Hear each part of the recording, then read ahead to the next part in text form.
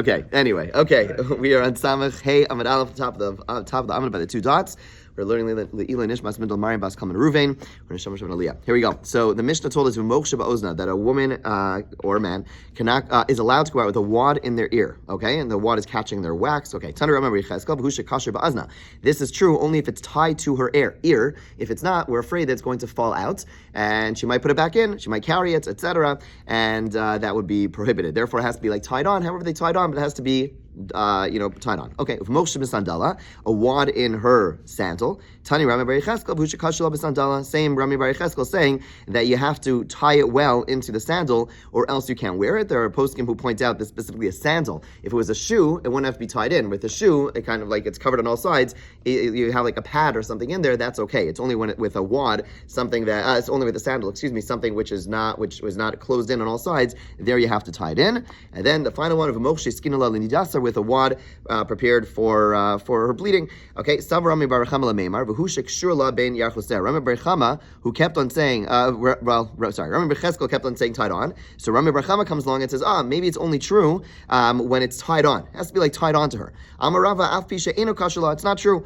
Came into meis lo asiyala tuye. Even here, when it's not tied on, as opposed to a wad in one's shoe. Okay, so it's there to help cushion, but there you need to tie it on because there's a chance the person's going to walk around holding it. But if you're talking about like a pad that's going to be covered in blood, no one's going to take it out, and therefore even if it's not tied on, even if it like falls down, no one's picking it up. We're just going to keep on walking at casual. Okay, so bottom line is no one's going to pick it up, and therefore it's okay. The Gemara asks a similar line of reasoning. By Minei Rav Yirmiyah me Rabbi Amma. May Rabbi Abba. Asala beis yad mahu. What if it's a pad that also has like a way of holding it? In other words, the first example we've been talking about is something which is just there. It's just the pad. It's just there to catch the blood. But what if it's fashioned in a way where there's like a handle to it, not like a metal handle? What? Sorry, it sounds similar to the Zav pouch. Yeah, which we said is fine. Yeah. Amr le mutter, even though there is a way to hold it whereby she wouldn't get her hands dirty, it's still, the point is no one's going to walk around carrying this. And therefore, even though it had, there was a havamina, there was a thought that since it had a handle, therefore it should be usher, because now we have a concern, they're going to hold it. No, the point is no, you're not going to hold it. It's Marnami, Amr Nachman, Bar Shai, Amr Yochanan, Asla beis yad mutter, even though it has a handle, even though it has a way to hold it, it's still going to be permitted. Okay, and therefore a woman is allowed to wear a pad in Rosh Hashanah on Shabbos. Rav Yochanan nafik bei levei midrasha. Rav Yochanan went to the base medrash with a wad in his ear, but it was not tied down. And his colleagues, they argued with him. They said, "What are you doing?" Right? Rami Bar Yecheskel told us that it has to be tied down. You're not tying it down. Okay, then Rav Yanai nafik behu lecharmelis. Rav Yanai went into a carmelis with both a wad in his ear and a wad in his shoe. And not only were his colleagues angry at him, but like everyone started yelling at him, like, what are you doing? Okay. Now the Gemara is going to show us that Rav Yochanan, what he did was a little less egregious than Rav Yanai, and that's why only his colleagues were mad at him, whereas Rav Yanai, when he went out, everyone was mad at him. Okay, so what's the difference? Vatani Rami Bar Yecheskel v'hu shekashla be'azna. The Gemara asks on Rav Yochanan, what are you doing, Rav Yochanan? Rami Bar Yecheskel taught a brisa. A brisa predates Rav Yochanan, and he should be listening to it, which said that the wad has to be tied to her ear. So why are you, Rav Yochanan, going out with a wad that was not tied up? Lo kasha, no contradiction. Had mehadak, had lo mahadak. Rav Yochanan's case is specifically when it was tied, it was squeezed very tightly. Right? There are different places you could put this cotton ball in your ear. Rav Yochanan understood that when Rabbi Bar Cheskel said it has to be tied down, that's specifically because it was placed like softly at the edge of the ear, and therefore it's very easy for it to fall down. But Rav Yochanan went ahead and he stuck the thing, like where they tell you the Q-tips don't put it deep in your ear and no one listens to. So basically he did that. He took the cotton ball and like put it really deep in his ear, okay? And therefore he thought that the brisa, that Rami Bar Cheskel taught in a brisa has to be tied down, wasn't referring to him. His friends were still mad at him, saying, no, even you have to do that, but not everyone was so mad because there was a clear difference. Whereas the next individual, was the other one, I'm sorry. Rabbi Abba, who was it? Rav Yana, who went out to the Carmelis, he was wearing it loosely, and there everyone said, what are you doing? There you have an explicit brisa arguing with you. Okay, bottom line is, in both cases, even when it's tightly placed or not tightly placed, the halacha is you have to tie it down, or else there's a concern it's going to fall off. Okay, b'pilpel uvegalgal melech, right? The Mishnah said that a woman's allowed to go out with a peppercorn or with a lump of salt. Okay, so explains the Gemara, pilpel l'reach hapeh. We spoke this out already, but the Gemara explains the peppercorn was used for bad mouth odor, matir. Galgal melach lidor sheni. A lump of salt was used for some tooth disease to mitigate the pain, it seems. Okay? V'chol davar shenitein l'soch pia. Similarly, anything that's placed in the mouth. What are those things that were placed in the mouth that are permitted? Zangvila, inami, dartsona, whether it's ginger or cinnamon. These were things that were placed in the mouth for some mild therapeutic function, and therefore a person was allowed to place them in the mouth before Shabbos begins. Okay? Now the Mishnah continued and said, Shein toseves, shein shalzav, Rebbe matir v'chachamim osrim. A false tooth made of gold. Rebbe says you're allowed to go out with it, and chachamim forbid it. Now we're not talking about a piece. Let's say you have a gold tooth right now that's stuck in your mouth. We're not talking about that. We're talking about a tooth that you're able to take out, right? A gold tooth. So again, Rebbe says it's allowed. The chachamim say it's not allowed. Okay? What's the rationale behind this? So Rebbe, who says it's allowed, it seems like Rebbe's saying we're not concerned. We're not concerned that she's going to take it out. Why are we not concerned she's going to take it out? Again, let's go back actually. Why do the chachamim forbid it? One of two reasons. One is people are going to make fun of her, and yes, people are going to make fun of people.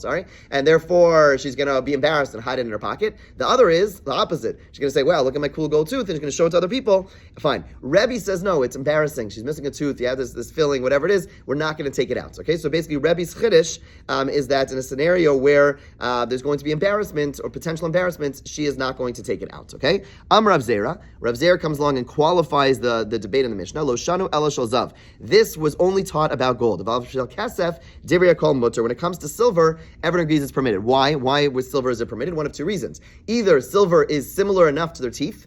Okay, keep in mind their teeth were not that white back in the day, so whatever, like different colors. But basically, no one's going to notice it to begin with. That's one possible reason. The other reason is that silver was worth a lot less than gold back in the day.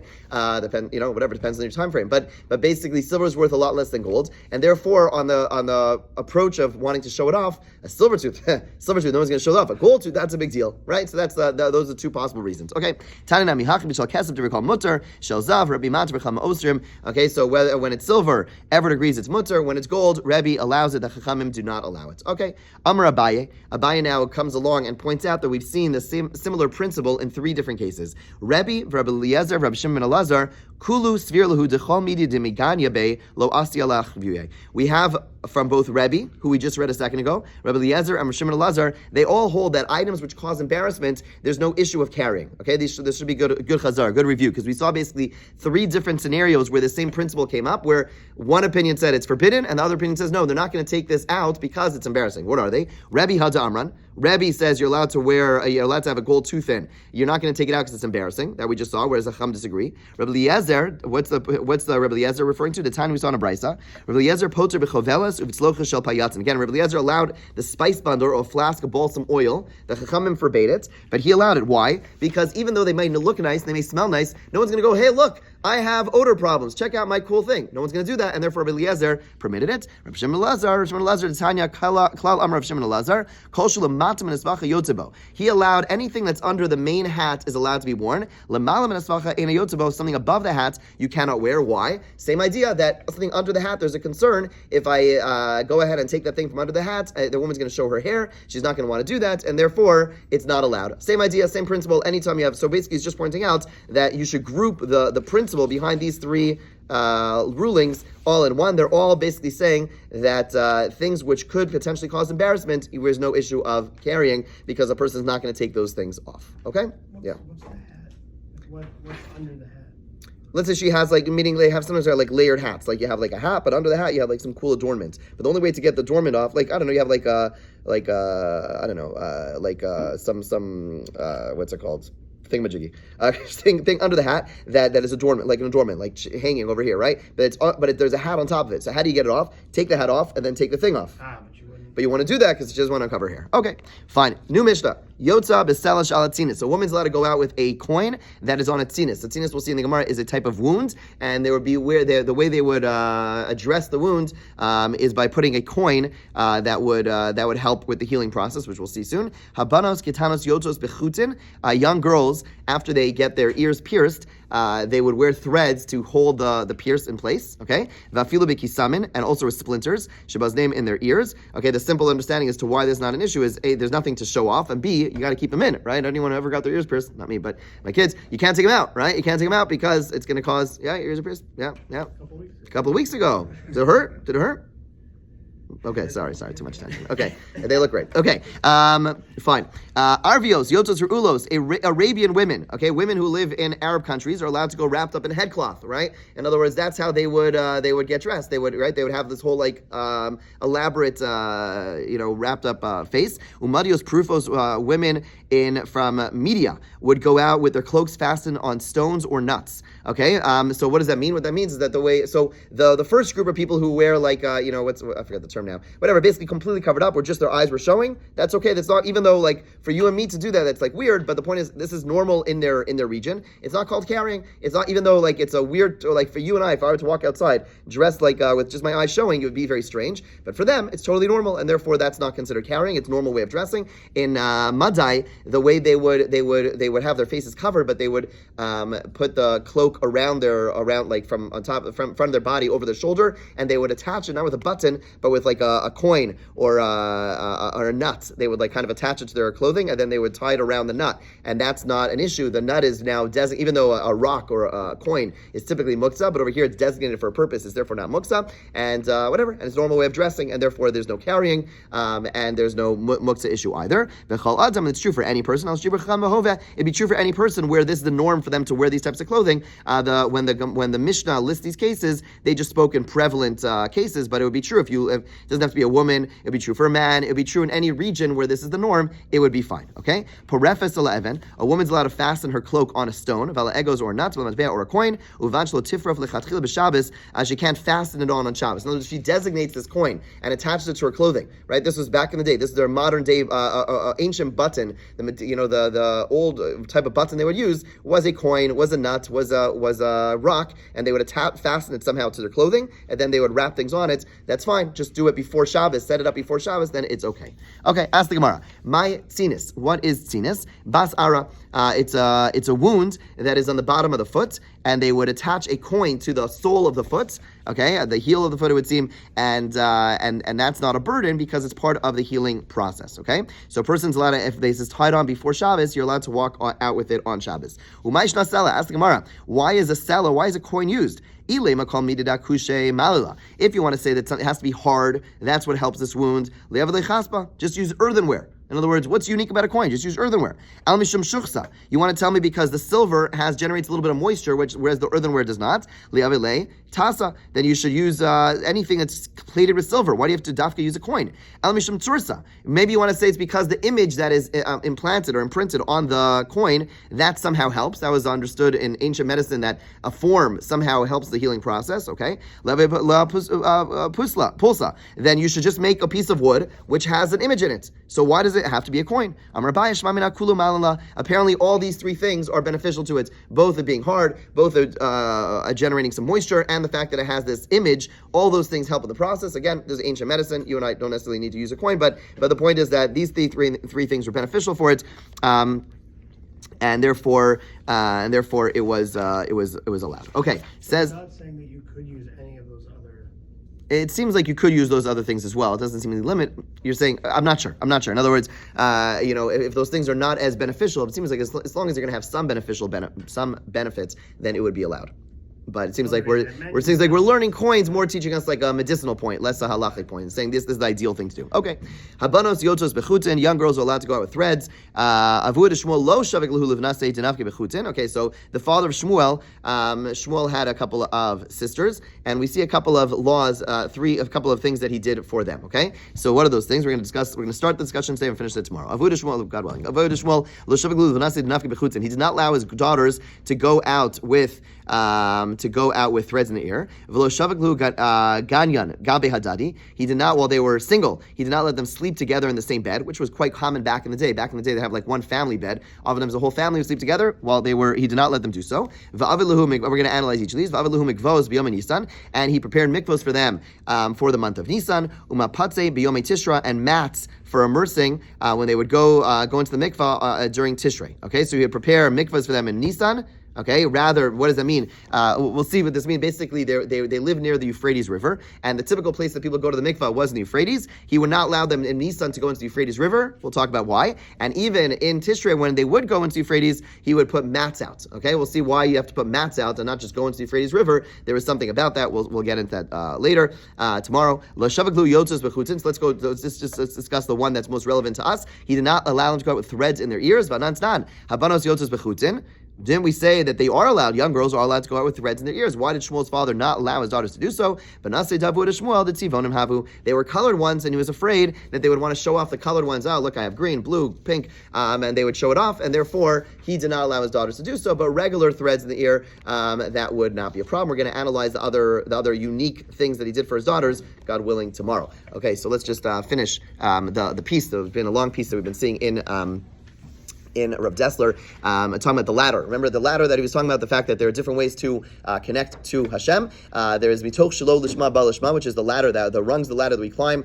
We try to go from we recognize that we can't just accomplish. We need to go from a place of shelo lishma. We need to be able to do things, even if it's for somewhat self-serving purposes. It's very hard. It's exceptionally hard to serve God for altruistic reasons, right? How many people could say, I'm doing this mitzvah, 100% for God. It's not for me. It's not because it makes me feel good, right? It's not because people are going to applaud me, even for make me feel good, even so I could attain self-perfection. That's still in some way self-serving. That's not lishma. Lishma is, it's not about me whatsoever, right? That's a very lofty level. We spoke about this a little bit on Shavuos. We said the Rambam says that the reason God, his interpretation of the famous passage that says that Ratzkadosh Baruch Hu L'Zako says to Yisrael, Lefika Kribel Tar Mitzvos, the passage that we say often before the Kaddish Rabbanan is that God wanted to give us chus, so he gave us so many mitzvos. The simple interpretation is that he gave us many mitzvos, so we have many opportunities to do mitzvos. The Rambam understands that no. He says the Rambam says the reason God gave us so many mitzvos is to ensure that we'll at least do one mitzvah lishma in our entire lifetime, right? Because we need to do one mitzvah lishma in our entire lifetime. That's our ticket to heaven, right? His explanation was that as long as I'm doing mitzvos for my own sake, then I'm still grounded on earth. I need to do a lishma in order to get me to the next world, right? So it's very difficult to do a mitzvah lishma. So I need the ladder. So I say, yeah, it's fine. Some people say, well, I'm not going to do it if I'm doing it for any, because people are looking at me. I'm not going to do it if I'm doing it for someone else. No, the point is, take advantage of our low lishmas. We're human, and we can take advantage. If I know I'm I need it, like the same way if I have I want to go on a diet. So I have some external, rewards or whatever it's going to be. Or I want to do something that's difficult for me, so I say, if I do this for 10 days, I'm going to reward myself by whatever. I'm going to make a siyum. Yeah, what's a siyum all about? It's a lo lishma. It's fine. It's a beautiful lo lishma. We take advantage of it. We say there's peer pressure. We have a chat, right? That's fine. Take advantage of the lo lishmas and use that to climb up to a place where ultimately, we're doing it lishma. That's great. It's ideal. And the point is that it's a hard battle. It's a battle which we have to climb slowly. That's the mitoch shelo lishma ba lishma ladder. We also pointed out that there is this idea of tefillah, that sometimes the ladder does not exist. We talked about Rav Elazar ben Drodaya, this individual who lived as a hedonistic life, and one day he wakes up, and for him he just cried out to God really, really intensely, and God allowed him to bypass the ladder. We pointed out that the ladder is always the more ideal, and he actually gives a beautiful read. He gives a beautiful read in the Gemara. In the famous Midrashim about Yaakov Avinu, the place where the ladder shows up. He says, what happens? Yaakov, the Midrash tells us that he is traveling and he misses Har HaMoriah, right? He's traveling, he wants to stop at Har HaMoriah, wants to stop at the Temple Mount, but he misses it. So what does the Midrash tell us? What happens? Kfitzas haderech, basically jumps back, right? Famous Medrash that says basically he jumped somehow, the earth jumped under him. Okay, beautiful, amazing. It's a cute, one of these Midrashim, wow, so amazing. I wish I had Kfitzas haderech, and maybe whatever. But it's what's the rational, what's the depth behind it? So the way Rav Dessler understands is that the Kfitzas haderech is not just a physical, geographical jump. Basically, he wanted to get to Har HaMoriah. Har HaMoriah represents spiritual attainment, and God allowed him to do it with a kfitza, with jumping, without having to go through the regular steps. He just was there. And he thought to himself, wow, this is amazing. My whole life, all I have to do is just want it, and there, I'll have it. I'll just wish it, and it'll happen, right? Very nice. Positive thinking. Well, think good, it'll be good. Something along those lines. They're just going to jump into, I want to be spiritual, I will be spiritual. And that's why specifically Yaakov has this dream of the ladder, because God is trying to convey to him, no. This is not the way it normally works. Yes, I gave you this jumping today, but it's not the norm. The norm is that we normally have to climb, we normally have to struggle, and that's the ideal fashion. Yes, there will be times in life we'll have kfitzas haderech, not necessarily physically, but spiritually, but to recognize that's not what we're hoping for. I'm just going to have this moment of inspiration. I'm going to turn my life over. No, most of life is going to be this struggle where I'm going to go from lo lishma to lishma, and that is the way of the world. He just finishes off this piece again, and he's writing this piece in the midst of the beginning of World War II. His students are all over the world. He's not able to communicate to them directly, and he writes over there, he says, right now we do not have our ladder. He says, like, there's no lo lishma over here anymore.